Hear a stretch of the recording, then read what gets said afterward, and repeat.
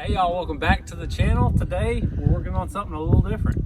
Okay, so this is my Dodge 2500 12 valve. This was actually my grandpa's truck. He bought it brand new from the dealership, and he recently upgraded to a dually, and I bought this to be my tow rig. It's 4-wheel drive, 3/4 ton. It's the extended cab long bed.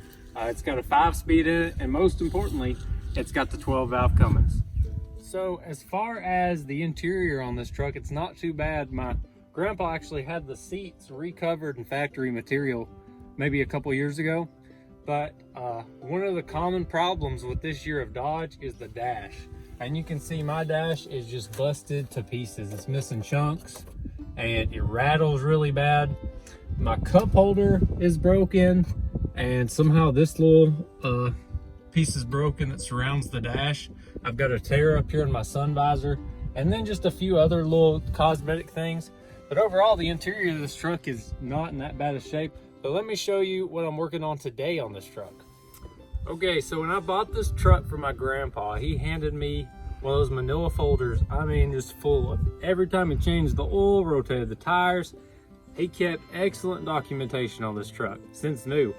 And one thing he was so proud about of this truck is he never turned a nut or a bolt on this engine. He said this engine was never touched, it was just maintained.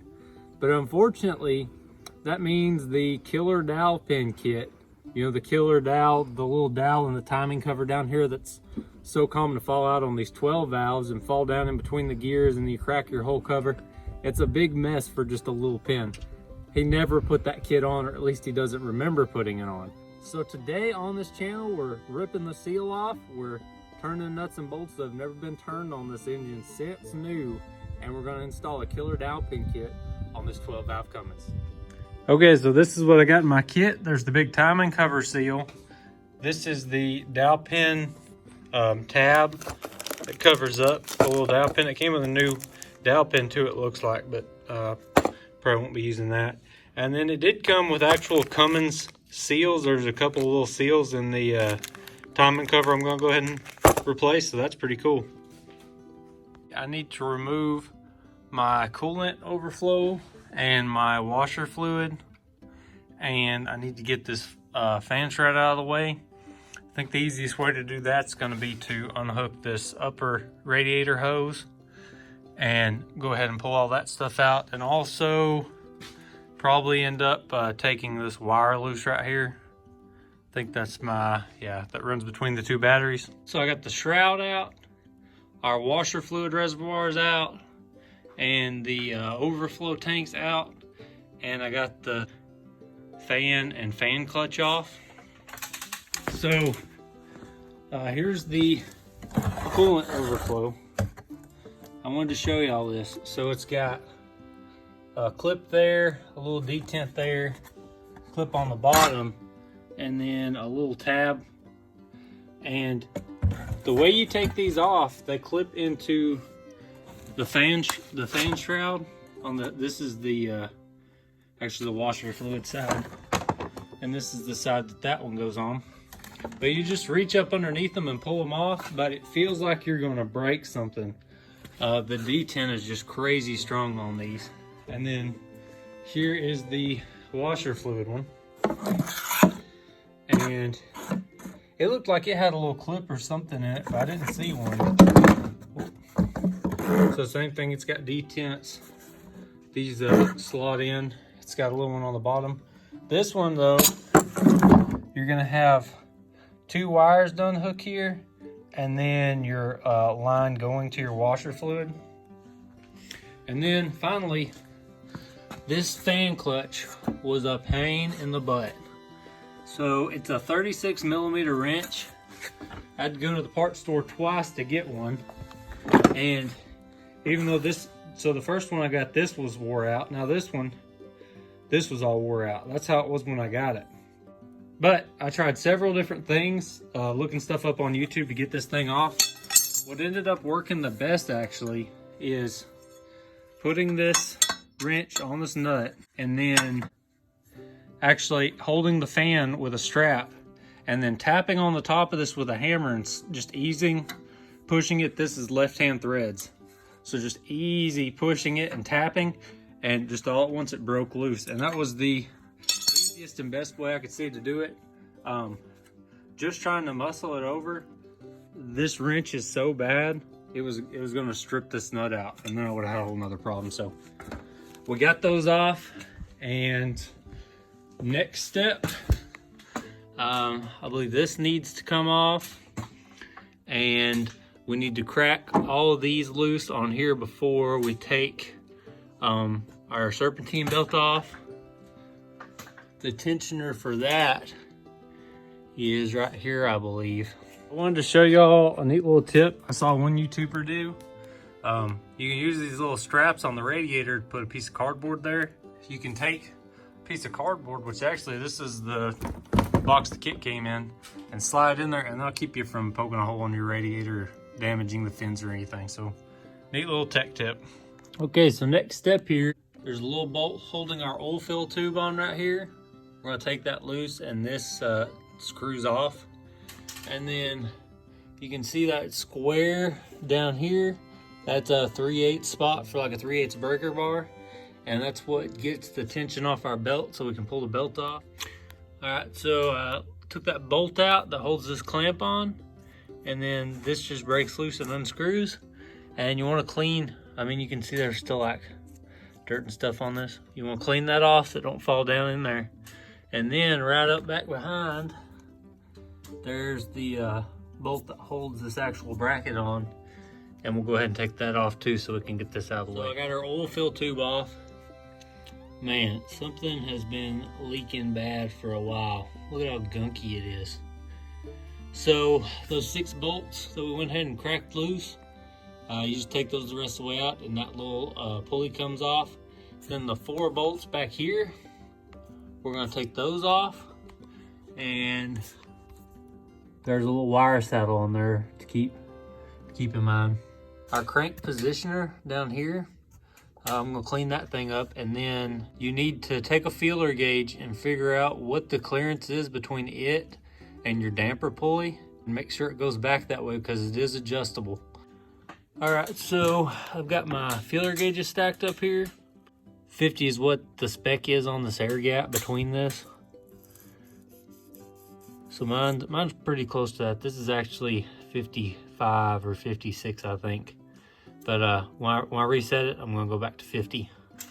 Crank position sensor, I just moved it up out of the way, but look at this. Whew. I'm gonna make sure to give that a good clean before it goes back on. I guess this is just a little spacer bracket that it sits on. But man, it is gunky. So that leaves those 2 studs down there. Those have to come off. We still have to pull the damper off, and then all the bolts around the timing case here, these all come off. So on the damper, there's 4 15mm bolts up in here, and I went and just took a screwdriver and made just a little line on top, kind of lining up with that freeze plug, because when I put this back on, I want to make sure it goes back on the same way it came off. There's no key or anything like that in this, so you want to make sure everything goes back together the same way you took it apart. I got my damper off, which wasn't too bad.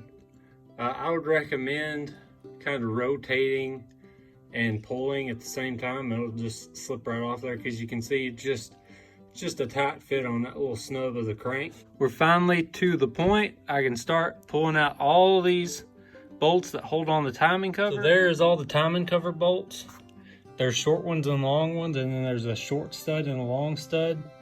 You don't really have to worry about separating these though, because the long ones have a lot deeper pocket than the short ones. The short ones just kind of start right into the threads, but we're ready to pull this cover off.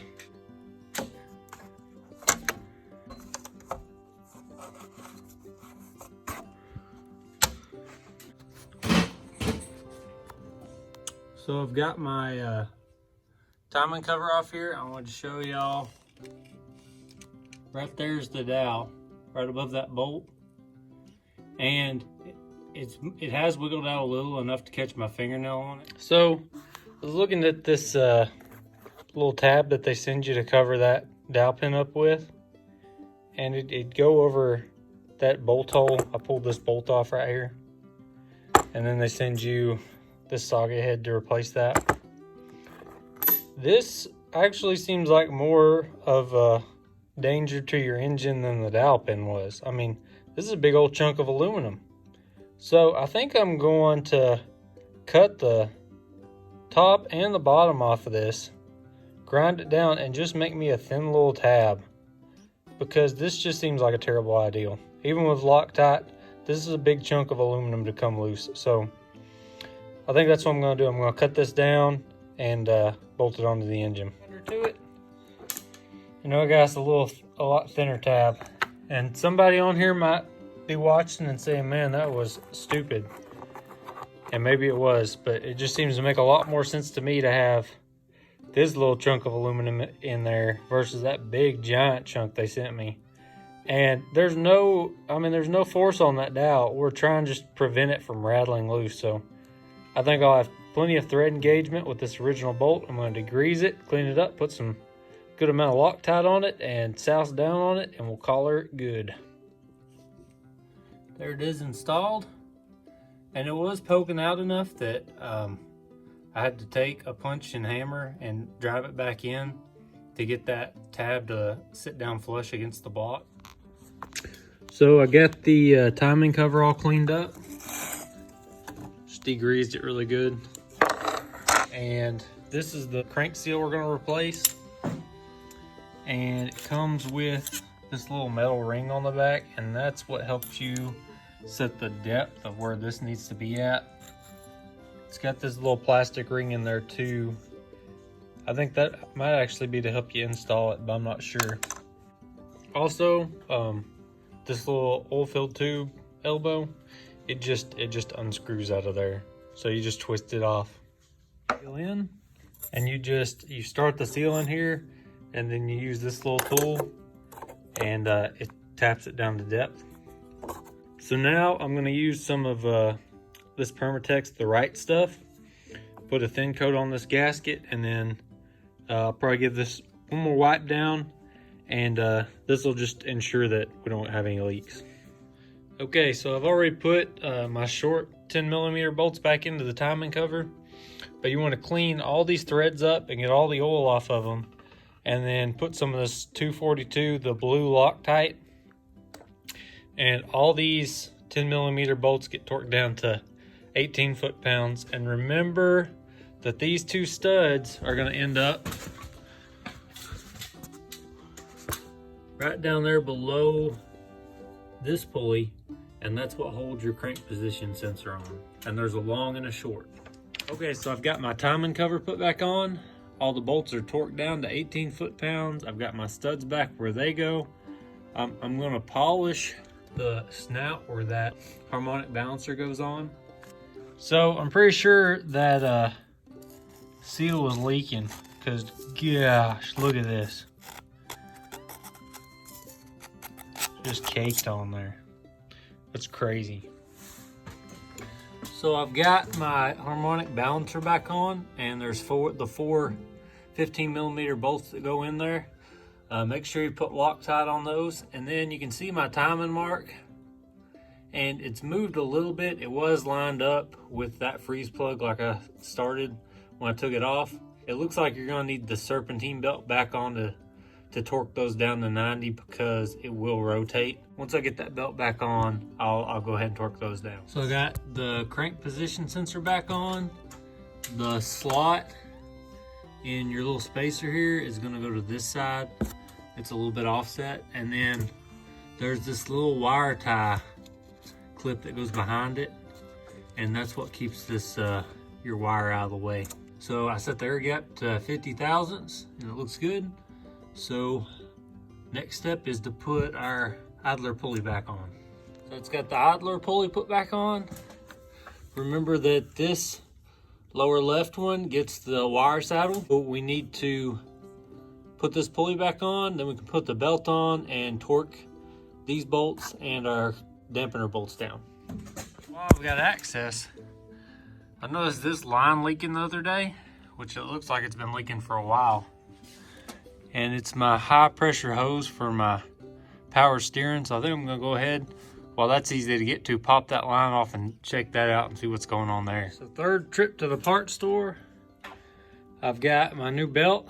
I went ahead and installed it. There's a nice little diagram right here on how to put it back on. And then I've got my new power steering line on. And hopefully that takes care of that leak. So next, looks like fan shroud and the fan itself. Got my little oil fill tube, and these hold on the fan shroud. These are for battery cable that runs across the top of the radiator. I do have to get a new one of these little clips for that overfill hose. Put my reservoir jugs back on, and this job will be done. Okay, so the fan shroud and the fan have to go back in together. They have to come out together. And then it's left-hand threads. I put a little Loctite down there. But see, you turn it left, and that spins the fan clutch back on. Okay, so the last few things to do, just pop those reservoir bottles back in. They just slide in, and then you've got this power wire here that bolts down. Reconnect your upper radiator hose, and I had my ground disconnected on my battery. It's always a good idea when you're doing something like this to take the power off of it. But yeah, so that is the killer dowel pin install kit. Not too bad, and even took care of some other little issues while I was in there.